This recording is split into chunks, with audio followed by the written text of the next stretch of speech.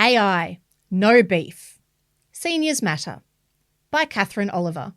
Two strangers start chatting at a rural mental health convention. So you say AI is useful in your work too? Oh yes, it more than halves the work I put in and practically guarantees success.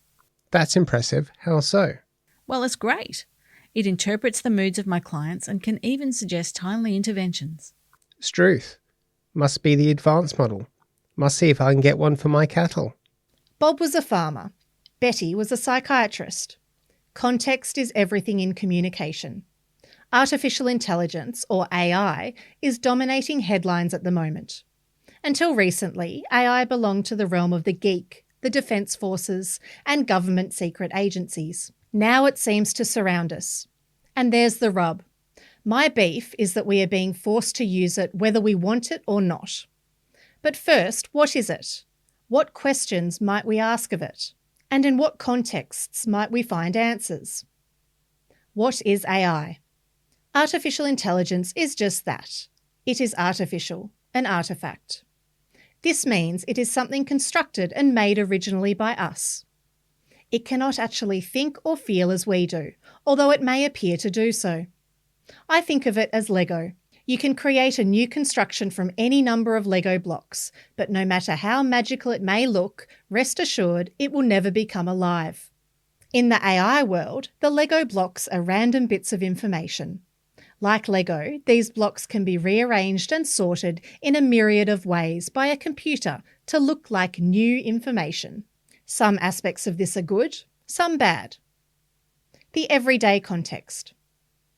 Because AI is computer programming that rearranges past information, it is being used domestically to program everything from shopping lists based on fridge scanning to streaming choices and writing homework. Beyond the home, AI drones are used in warfare with pinpoint accuracy, thus sparing the need for a combat soldier and reducing collateral damage. Maybe you've seen that Elon Musk has developed a driverless car or been in Singapore Airport's driverless train. But there are annoying daily aspects as well. Have you found a U-Butte article on Google only to find 30 others that supersede or contradict it? Have you heard of people invited to friend a Facebook person who is actually a relative who has died? These platforms mushroom and never curate their information because they can't do so by themselves. They can't do any thinking operation, so you get everything that it has ever been ordered to be built by a human at some point. This causes two major problems as AI joins forces with the internet. But the problem is not confined to output. In Africa, the equivalent of modern-day slaves are being recruited by the big platform companies to capture and process the initial data, as claimed by Channel 7's Spotlight program recently. The second is the staggering environmental cost. All that invisible electronic data needs physical cool storage, which happens in mega-sized tanks that need massive amounts of water. Perception. Since we learnt how to read as children, we are experts at reading and understanding text and images. So we want to believe automatically what we read and see. But hitherto, what we have been reading and interpreting all our lives has been scrutinised by real people. Authors have carefully selected their words to evoke and emote, and believable, reliable research in all fields has been rigorously vetted. AI, on the other hand, is rather simply sorted and rebuilt into most likely combinations of past information by a machine. That is all. No human scrutiny, no deliberate authorship, and no ability to apply a moral compass or to judge its output, to decide truth from junk. So we need to be awake.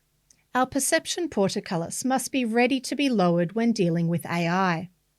We need to edit hard. This is why it is so hard for children and young adults who do not have enough world experience to have adequate defence, especially on social media. Yet it can be wonderfully useful, as I will outline below. The workplace context.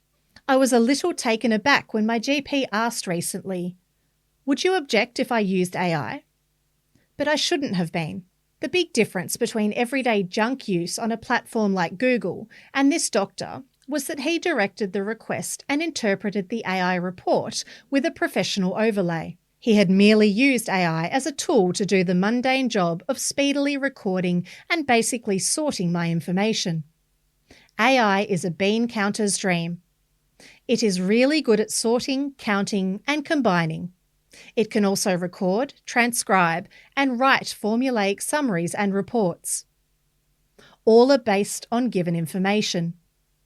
In many workplaces, professional and blue-collar, AI becomes the tool it was always meant to be. Humans are in control. They are not off guard, but highly focused as they add interpretations to information to make it knowledge. When they allow their own intellect and intelligence to interplay, that knowledge can become wisdom. AI is undoubtedly here to stay and will become increasingly important in our daily and professional lives. If we are vigilant, we have nothing to fear but fear itself, as then we do lose control. It is not to be feared but embraced with intelligence against its dangers, as well as for its deliveries. For as we all know, a good tool in the right hands is a godsend.